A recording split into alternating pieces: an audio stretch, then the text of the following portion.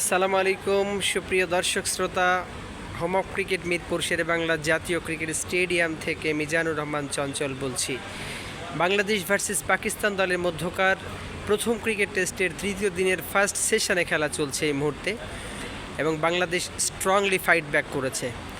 আজকে দিনের শুরুতে দুই অপরাজিত ব্যাটার পাকিস্তানের দুই অভিষিক্ত ওভারনাইট ব্যাটার যারা ব্যাটিং করতে এসেছিলেন, আজান আওয়াইশ এবং আবদুল্লাহ ফজল, তারা ভালোই ব্যাটিং করছিলেন এবং ব্যাক টু ব্যাক দুটি ১৭ রানের পার্টনারশিপও আমরা দেখেছিলাম পাকিস্তানের কাছ থেকে।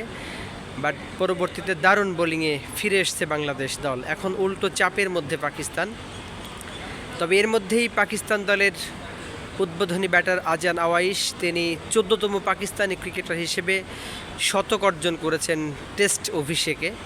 এর আগে বাংলাদেশের বিপক্ষে দুজন পাকিস্তানি ক্রিকেটার তারা সেঞ্চুরি করেছিলেন। ২০০১ সালে প্রথম সেঞ্চুরি করেন তৌফিক ওমর, এরপর ২০০৩ সালে ইয়াসির হামিদ বোথ ইনিংসে সেঞ্চুরি করার গৌরব অর্জন করেছিলেন বাংলাদেশের বিপক্ষে। থার্ড ক্রিকেটার হিসেবে আজান আওয়াইশ, তিনি আজকে এই গৌরব অর্জন করলেন। মাত্র ২১ বছর বয়সী এই তরুণ, তিনি অবশ্য শেষ পর্যন্ত আউট হয়ে গেছেন।